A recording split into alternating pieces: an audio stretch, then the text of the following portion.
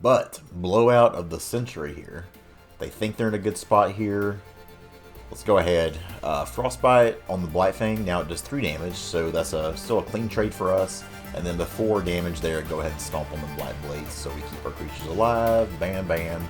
Let's go. So let's send in the team. I don't even think Embercleave really matters here. Like, they're just pretty dead no matter what they do. But let's go ahead and just do this anyways.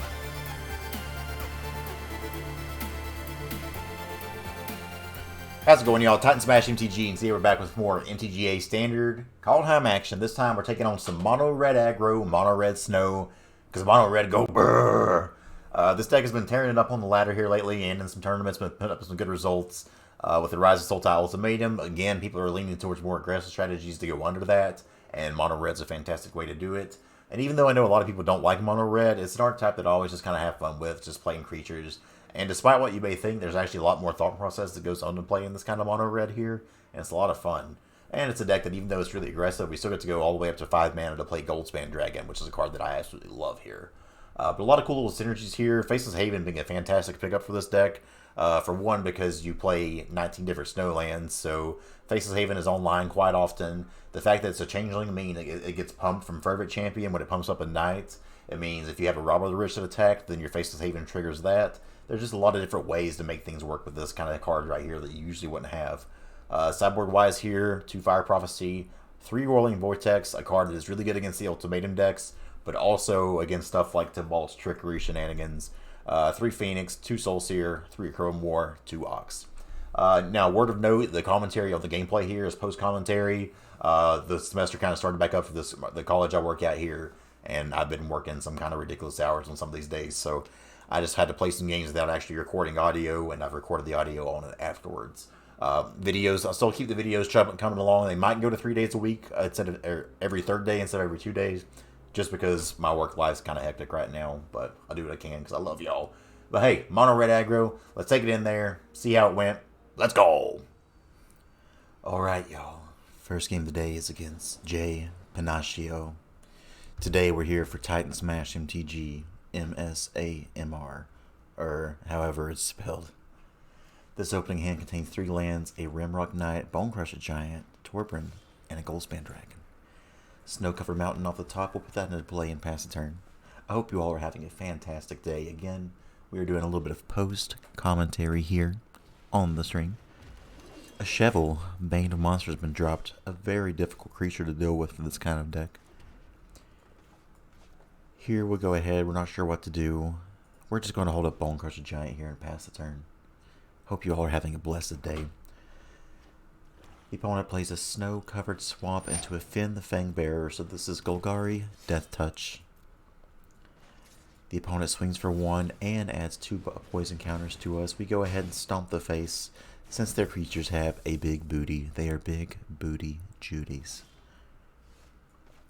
Snow-covered mountain is a draw for us. We'll go ahead and play a Bonecrusher Giant here, and they'll put a death counter on my Bonecrusher Giant. I'm only going to be doing this for this first game here, so I hope you all really do enjoy. We'll block the Finn the Fangbearer here as much as I would like to get rid of the Shovel, Bane of Monsters. The threat of just the poison counters adding up is just too much, so we go back and forth here on our blocks here, but ultimately we'll block the Finn the Fangbearer. Our Bonecrusher Giant will die. Their Shovel will allow them to gain life and draw a card. Not a good start for the home team here. Hopefully we can somehow recover. Myra Triton for the opponent. And it's a Juru Blight Blade. So now that block on the Finn the Fangbearer is looking great. 4 mana here for us now. I could play out Torpin, but I decided the best cause is to probably play the Fervent Champion, play the Fireblade Charger, and then possibly play Rimrock Knight. However, we're just going to hold this Rimrock Knight back so we can possibly kill the Shovel.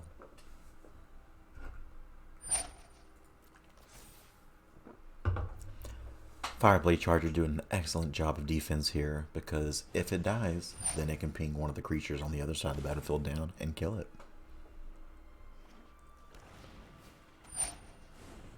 Opponent has a big battlefield here, 3 cards still in hand, still looking kind of rough for us here. Let's see what the opponent decides to do. Unfortunately, no attacks, so we have to pass the turn here. At 5 mana, we have the Gold Daddy. Gold Daddy, aka Goldspan Dragon, gets to attacking in the air. Yes. That'll trigger a treasure token, and we'll pass a turn. I could go ahead and play out another creature. I decide for now, maybe I want to play Fireblade Charger. Decisions. While this isn't the most mana efficient play, this does put Fireblade Charger number 2 onto the battlefield, so not too bad for us there. Opponent will Profane Insight once again, going down to 17 even though we've hardly been able to connect, and they just send attackers in there. Unsure if opponent has a play here or not, or if they're just not reading the cards, but I decided to just block with one of these and one of these because this Fireblade Charger can pick off the other side of the battlefield. So the Fervent Champ eats up their attacker. Oh no. Fireblade Charger with the 2-for-1. Opponent, what is you doing? That was not good for opponent at all. So now, with this Goldspan Dragon ready to attack, we go ahead and drop the Torbran. And we just get to swing in because we're the aggressor now. Opponent here, I don't want to say they're bad, but maybe less than optimal plays here because they block there and then we could just take down the Shovel with this Fireblade Charger. So opponent's in a really bad way now. Now we can go ahead and just play out the Rimrock Knight. It's not looking good for the opponent, y'all. Let me get a sip of my not sponsored. Delicious. Once again, Profane Insight for the opponent. Even though this game is well over, they just don't seem to be conceding quite yet, even though there's really no way they can come back here.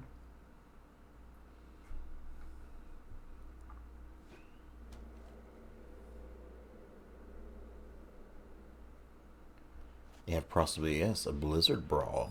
That is a very good card here for them, and it does keep them in the game a little bit longer. Stomp here can do 4 damage to the face. It can also kill any of these creatures, and I think just to be able to attack in here and get some more damage through, we probably just want to stomp the Mire Triton. Stomp on the Mire Triton, it will die. From here, we can send in 2 attackers. We'll leave Torbran back.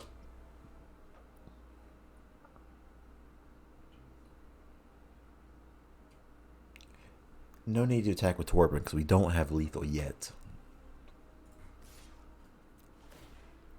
Just kidding, we attacked. So here, I mean, we're just getting in so much damage. There's not much the opponent can do, so attacking in here actually does make quite a bit of sense. I could use Castle Emerald to buff the team, but we're just slightly short there. We'd be down to 1 life, so let's go ahead and just play the Bonecrusher Giant and pass the turn.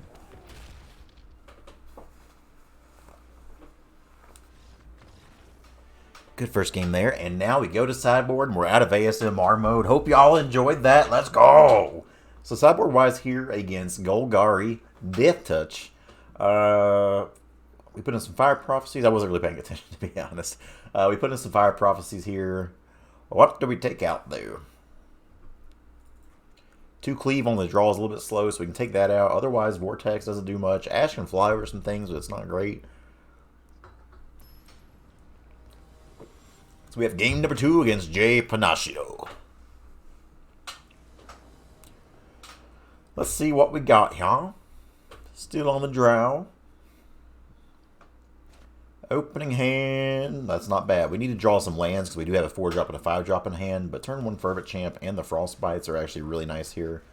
Frostbite being able to do 3 damage for 1 mana is just super good against a deck like theirs that plays Finn and Shovel and all these things that have 3 toughness. And also with Fervent Champ here, if they decide to go to blocks, we can really punish them. Still need land, but Robber the Rich, not a bad draw at all here. So let's go ahead, trigger, swing for 3. We exile a land of theirs. Get them down to 16, pass the turn. Now we just need to start hitting some lands. Snow-covered forest into Hooded Blackfang. That's pretty awkward there, to be honest, but we have ways to get around that. I think we go ahead and just attack in here. Hopefully they block. They block my Fervent Champ, as awkward as this is, we have to double Frostbite. However, I do have the Rimrock Knight, and that's not a bad idea to be able to do that. So we can Boulder Rush here, and then Frostbite to finish it off. This way, we still get a Rimrock Knight into Adventure Zone, and we just have to use one piece of removal there to finish off the Black Fang. So a little bit weird there, but still, for what we have here with only 2 lands, we'll take it.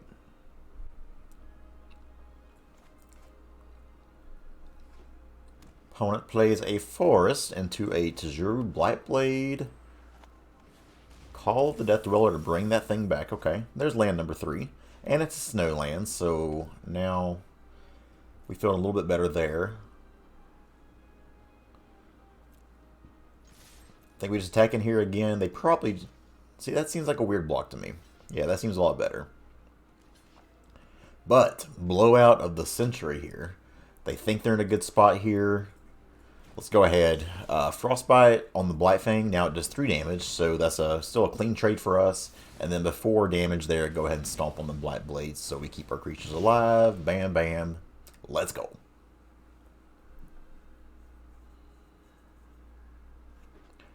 Okay, pathway for opponent.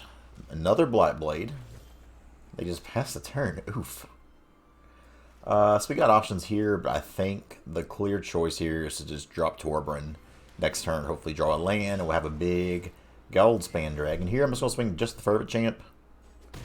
They just take the 3 there, pass the turn. Let's see what opponents got for us, y'all.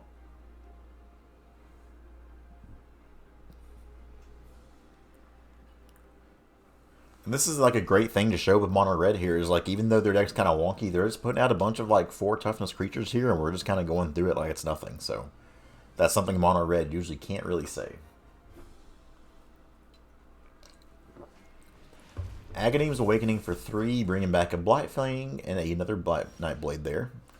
No land, but still not terrible for us. Here I think I just play Annex. That way, if they kill any of our creatures here in combat, if we go to combat, we get tokens for them at least. So casual 7-3 there.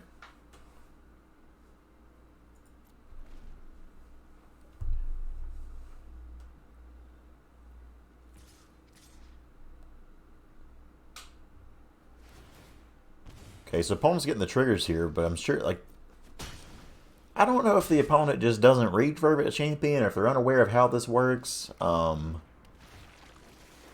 This is why a lot of times I tell y'all, like, how I don't care about rank and everything.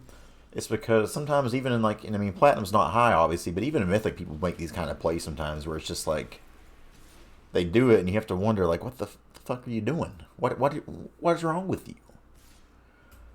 Here we just swing with the Annex and the gold. Daddy. Don't care to trade at the Mire Triton here because I get 2 bodies off of it. And with Torbran, that's a big thing, obviously. So here we do that. Go ahead and use the treasure token. Pay for the Rimrock Knight. And now we have this huge board. They have 2 little 1-power creatures. Pathetic. And we get there. Good first game here against Jay Panaccio. Let's go ahead play another. By the way, we make Platinum 2. Mom, we're Platinum 2! Game number 2 here is against Pistolito. Don't say my name, don't say my name. Pistolito. We are on the draw again. Shocking, I know. Opener here is fine. 4 lands, a little bit heavy, but we still have double 1-drop into Annex. So especially if we can draw something like a Bonecrusher Giant or something to do on turn 2 here. We'll be a little bit happier. Okay, well there's land number 5. Go ahead and drop the Fireblade Charger to start it off and pass the turn. Okay, opponent against the Swamp, so this could be Dimir Rogues. This could be Rakdos. Looks like Rakdos. Valky. Well, a Stomp would be nice to draw here. I'm assuming they take the Annex.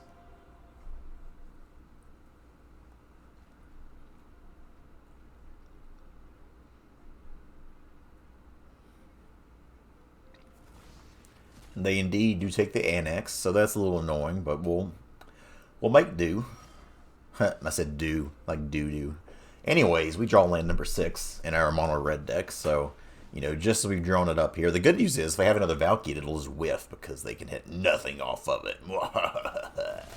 Let's go ahead and go to attacks.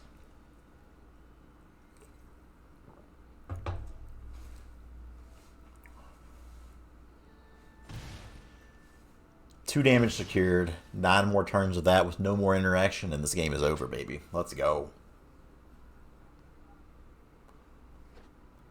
3 mana. Let's see if they just make this an Annex. They don't. They play a Woe Strider. Whoa, whoa, whoa. Okay, Phoenix of Ash is not a bad draw.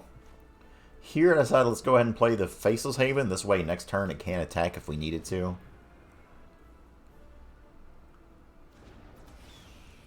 So we go to attacks, send in the Phoenix of Ash, and I didn't send the Fireblade Charger in, but looking back at this now I should have, because they either just chump it with the Goat token, or they kill it with the Woe Strider, and I can use that 1 damage to hit Valky and get my Annex back, which is probably a good trade for us. But Annex is kind of rough against their deck anyway. Like, claim the Firstborn onto an Annex, and they sack it and get a token is just really awful for us. So, Village Right's there on the token. Bone Daddy on our Phoenix of Ash. Annoying. Okay.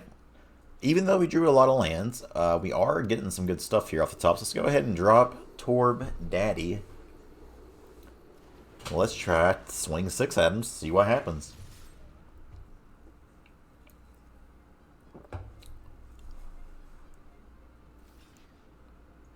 That seems like a terrible block, but I would love if they kept it that way. Again, that block kills both their creatures. This block's great for us also. And this person's like about to hit diamond. So again, this is just like the ladder sometimes just isn't the best methods of testing sometimes. Yeah, so that's just an absolutely terrible block for the opponent because now they lose both of their creatures. Okay.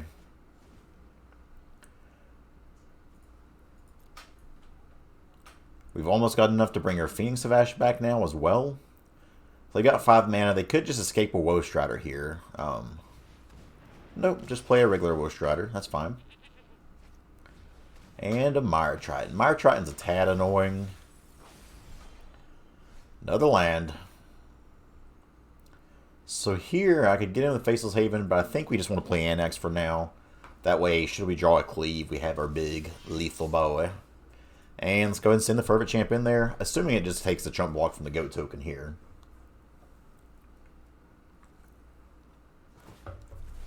Yep, and they sack that to scry bottom there. So next turn, we can get in there with Faceless Haven. If something else dies, we can Phoenix of Ash. Obviously, Ember Cleave is the best card we can see here. Woe Strider number 3. Mono Woe Strider deck over there for opponent. Fireblade Charger, not the card we wanted for Christmas. Not the worst. Not the worst, but I think we go ahead. I think we want to send Faceless Haven in there this time because we can still, you know, if it dies, we can get a Phoenix Fash back later. But yeah, we can still play the Fireblade Charger after this. I think we're okay doing this, and funny enough, it gets pumped up by the Fervent Champ because it's a changeling. Yeah, they Bone Daddied now. A little bit late, but not that it really matters here too much.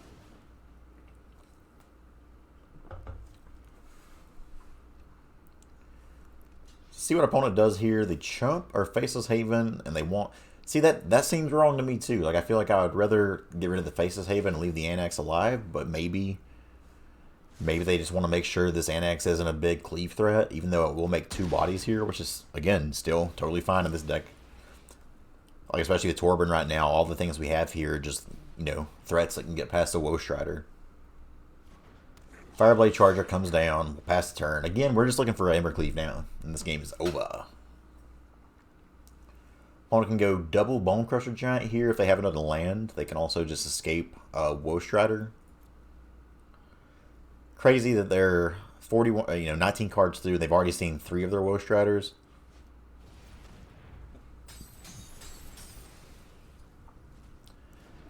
So, once again, Woe Strider deck. Coming down. Okay, Bone Crusher, not a bad card. Here, I think we just want to play Phoenix of Ash and then hold up a Stomp. So let's go ahead and exile these 3. This Phoenix of Ash is going to be swinging for 5 in the air, which is really nice for us. I think we attack him, baby. Might hold the Torben back still, but everything else getting in there like swimwear. Didn't mean to give you a scare.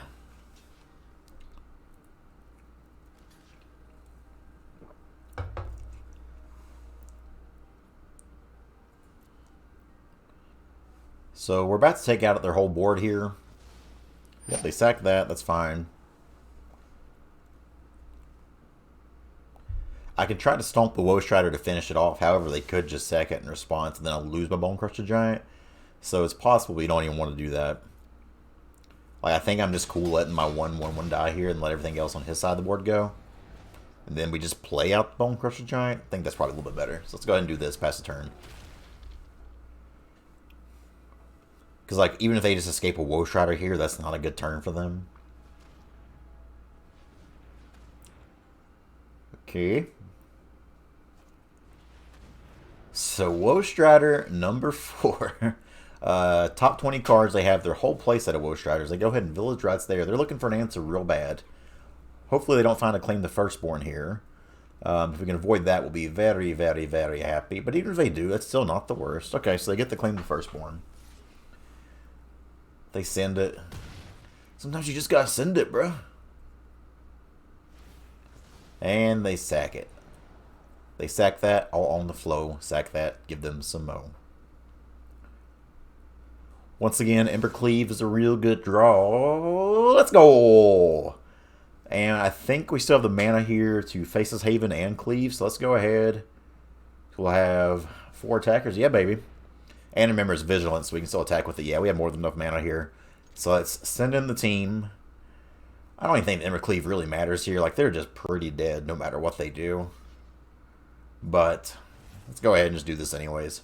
Technically, they wouldn't be dead quite yet, but now there's just no chance. Like,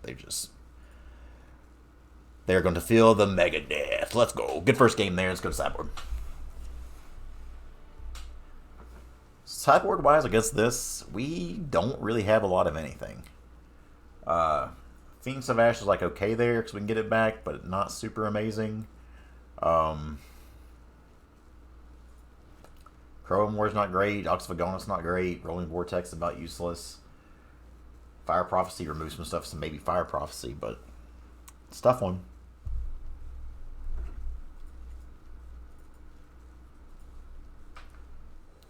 Alright, so game number 2 here is against Pistolito. See if we can get this game closed out and go 2-0. We'd like that very much. Opener here, 1-drop, 2-drop Embercleave. We take those. Not too shabby.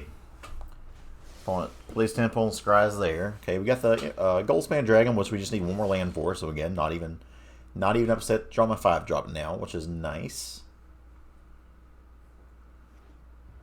Mountain for opponent. Mire Triton. That's annoying. We have a few options here. I can go ahead and attack him with this now and just trade with it. And I could Rimrock Knight it, but I don't think it's really worth it just to get that extra damage there. So I think we just do that, and then we just play the Rimrock Knight. That way next turn we still have the Robber the Rich with haste, so we can sling out there at him. And if they play something like a Woe Strider here, then both of these creatures still trade with the Woe Strider, so that's good for us as well. Another land. A little bit annoying, but we got the 5th land for Goldspan Dragon now. It's one of those games, like, on the play, we're just kind of smacking face. But, you know, we're still in an okay position right now. Let's see if they want to trade their Woe Strider or not.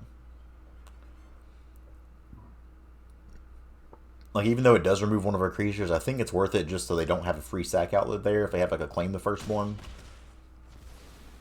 So, Rimrock and Woe Strider trade. I'll take that trade every day of the week. Except for Thursdays. Maybe not on Thursdays. Don't know why. Castle Lockwayne into a Rankle. Yikes. Yikes. Just get bodied. Oof. Discard a card, sack a creature. This is tough because Need lands to cast Goldspan Dragon, but we do have 2 turns to possibly draw one. And we lose it to Roberto. We draw another Goldspan Dragon, which is very awkward. Which means we probably got to discard Embercleave now. This is where we're in a real bad spot all of a sudden. Timurat calls the dead. Okay. Yeah. Elspeth's Nightmare is also kind of big that their 3-mana card can kill our Torbran. So here I think we got to discard Embercleave because I'm sure they're going to make us discard. They do. Hopefully draw a land here. If we don't draw a land, we probably just lose. We're even still, we're in a bad spot right now. Land, thank you. So here we have to play a defensive Goldspan Dragon, which is my least favorite kind of Goldspan Dragon, but is what it is. Opponent makes another 2/2. Whoa, Strider. No attack for opponent. Castle Embereth. We can go ahead and Goldspan Dragon now. 3, 4, 5, 6, 7, 8, 9, 10. And again, we can't swing in with everything right now, which is unfortunate because they just sack one of their crappy little tokens. We have to sacrifice the Goldspan Dragon, so we have to leave one of them on chump block duty. It's a rough spot for us to be in. And we basically, again, like as is the case with Mono Red a lot of times, it's Embercleave or bust.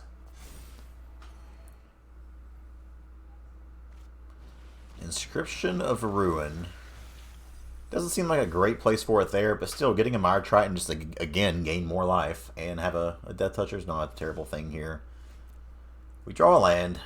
We don't love that. I think maybe, we can maybe get in with Faceless Haven here, but then trading it for a Mire Triton seems kind of bad. So I think once again, we're just kind of sending one Goldspan Dragon in and passing the turn. I could pump it with Castle Embereth, and since we don't have anything else to do, I could maybe do that. So I just hold off for now. Looking back, we should have pumped it at least once just to get one extra point of damage in there. They swing for 2 here. We definitely can't block, so we just take that. Give me a cleave. Now they can escape their woe, Strider.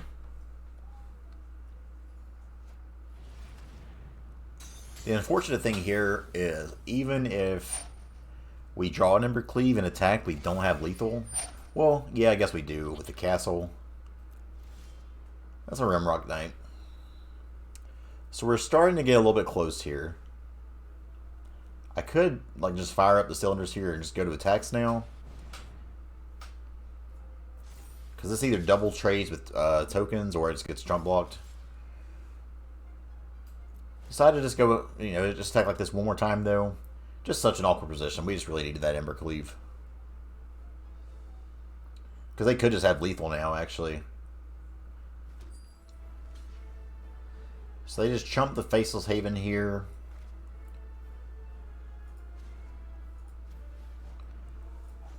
Probably the stupidest thing I did all video here, I think, because of blockers and whatnot for the following attack here, is I tap my Faceless Haven here just to be a little mana efficient and not use my treasure tokens, which don't even matter at this point.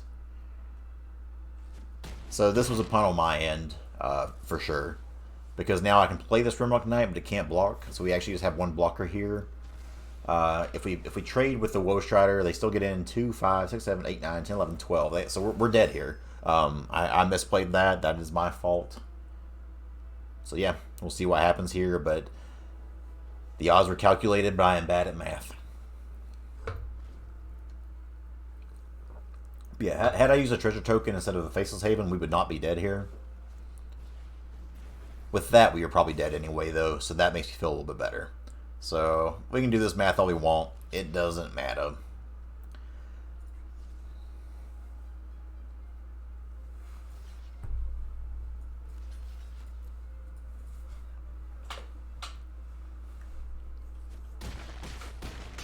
So, GG there. Like I said, we were dead either way. But it was still not a good play for me to do how I did that there. So even though we lost, even though it didn't matter, it's still worthy to note that it was the wrong play by us. No changes sideboard here. We still got the 4 cleave in there. We just got to find them. It's game number 3 here against Pistolito. If you follow me on Twitter, this is the game that you'll see a little something happen that is absolutely infuriating and something that Arena's really got to fix. So we'll keep 6 here in his bottom of Faceless Haven. No need to have 2 of them. Go ahead, get the Fervent Champion there. Swing for 1. Path to turn.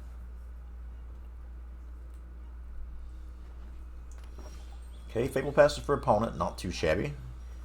Here we'll go ahead. Wait on the opponent.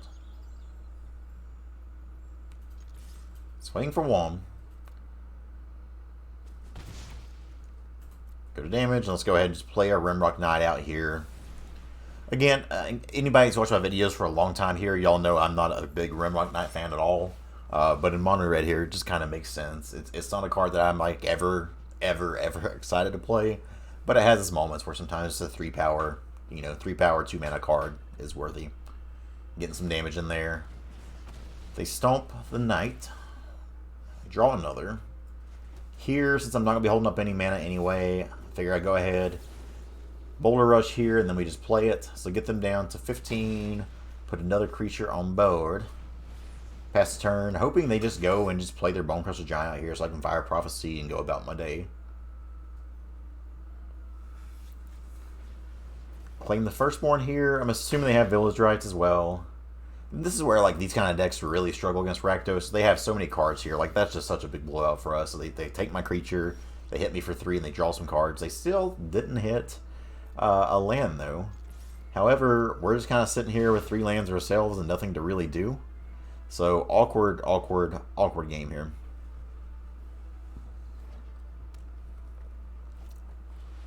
Elspeth's Nightmare is not what we wanted to see here. Was really hoping they would just play their Bonecrusher Giant down. So here, I mean, again, I'm just in an awkward spot. I can't activate Faceless Haven and attack with it. So I'm kind of just seeing what they take here between Fire Prophecy and Embercleave. Embercleave, not a great card when you have no creatures on the battlefield. So they still take it, which is probably the correct call. Here they can play their Bonecrusher Giant. They know it's going to die if they do, but we'll see what happens. Oof. 3 mana, discard 2 cards. You got it. So, I mean, we can get him with Faceless Haven now, but we are in a lot of trouble. We can get them down to 10, but they have 6 cards in hand. We're doing absolutely nothing right now. We'll need some good top decks to come out of this one anyways. They play Mire Triton. Again, also kind of smart because it feels bad to attack a Faceless Haven into it.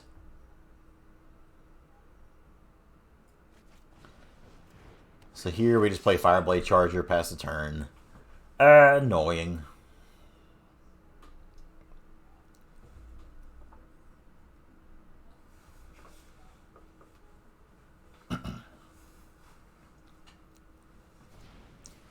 They play Bonecrusher Giant here, and this is where the thing you saw on Twitter happens this next turn.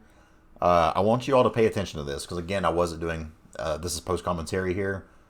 So I'm going to go to attacks here with my Fireblade Charger.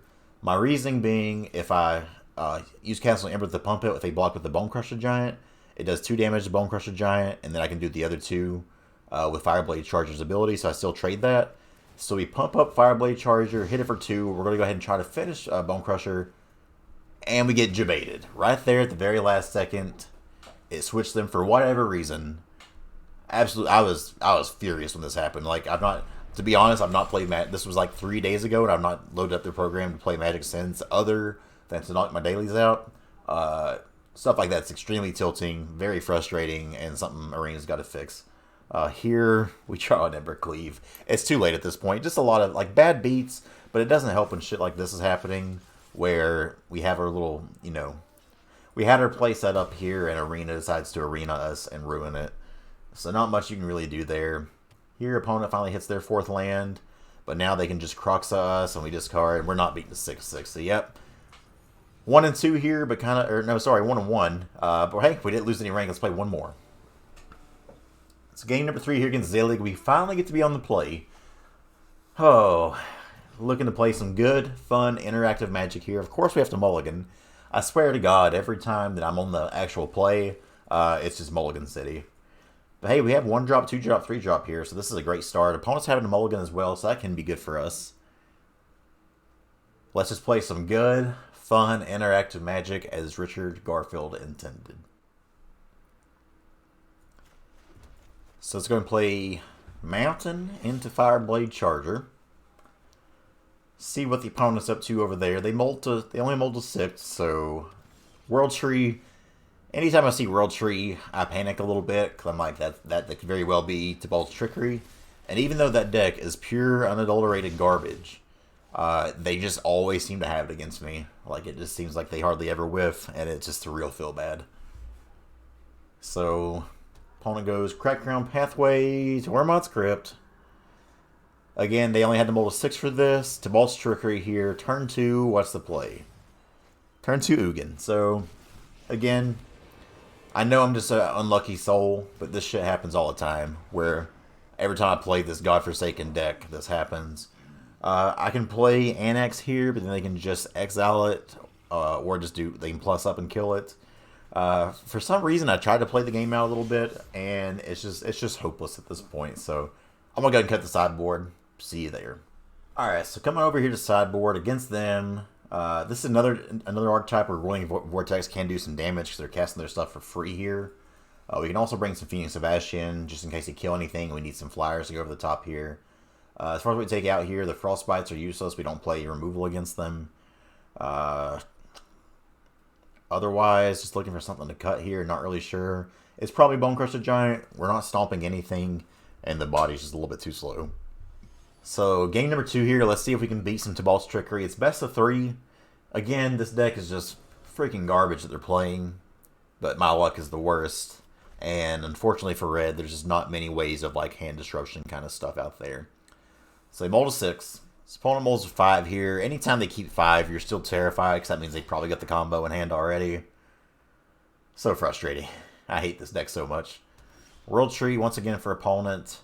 So we just have to try to be as fast as possible here. So we just play out the Rimrock Knight. Swing for 1.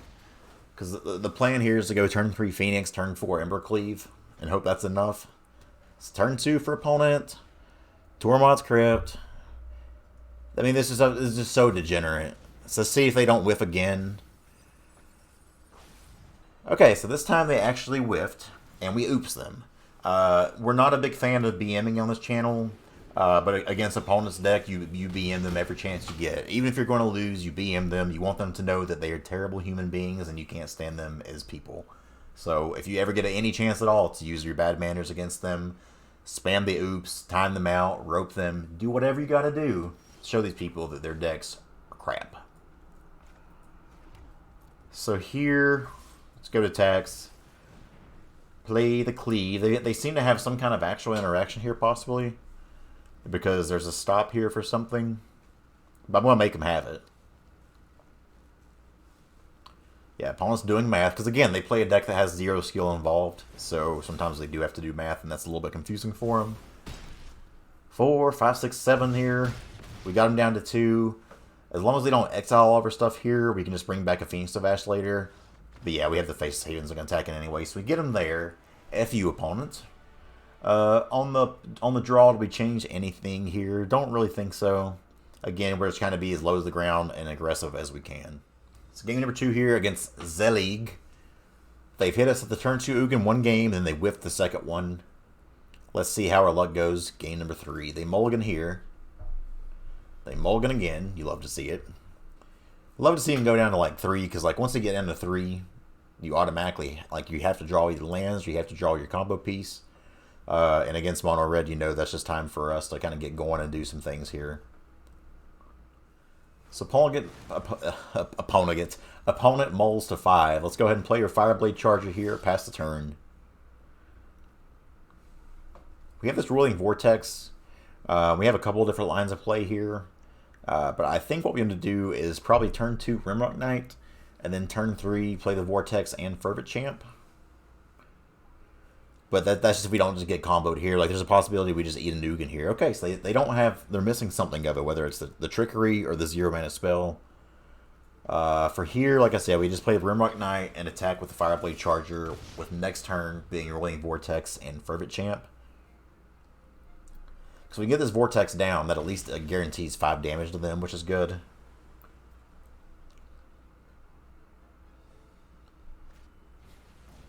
So this time they just play the Stonecoil Serpent for 2. So they do have... see, it's frustrating, but they do have a way to put something on the battlefield here to stop us. Here, I could play a few different things. I think we still just want to attack in here. Like, both of these things trade. Now I can just play the Rolling Vortex and another Fireblade Charger. Obviously, an Ugin still eats us alive here. But if they don't have a way to exile this stuff, even Death Triggers here with the Fireblade Chargers is okay. And we're just hoping Tormod's Crypt. 5 damage here, which is kind of funny. They automatic 5 damage from this, and then they'll take another 5 damage if they cast something. Kind of funny there. But what sucks is since they played that Stonecoil for 2, that means that they literally just top deck this. Which is infuriating. So, you know, casual, 3 mana available, 7 spell. They go to 7 here. Just gotta hope they don't have an Ugin. If we can dodge an Ugin, we might be okay here.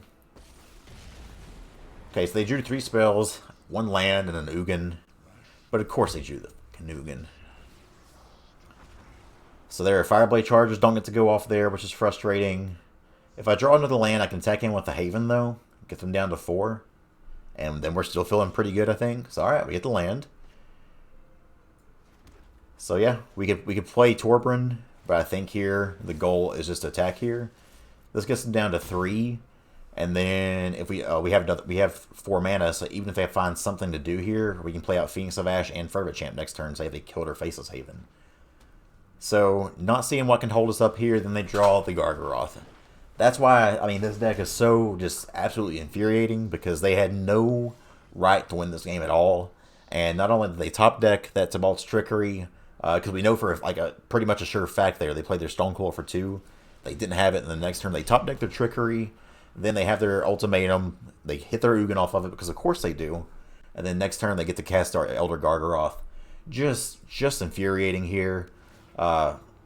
And it sucks here too, because they can just keep gaining life with this Gargaroth, and it has Reach and Vigilance. Just a nightmare of a card for us to face here. So they can -4 on Ugin, which they do. They swing 6 here, gain 3, go to 6, and now this is where it just really sucks, because no matter what we do here, we're kind of just in trouble.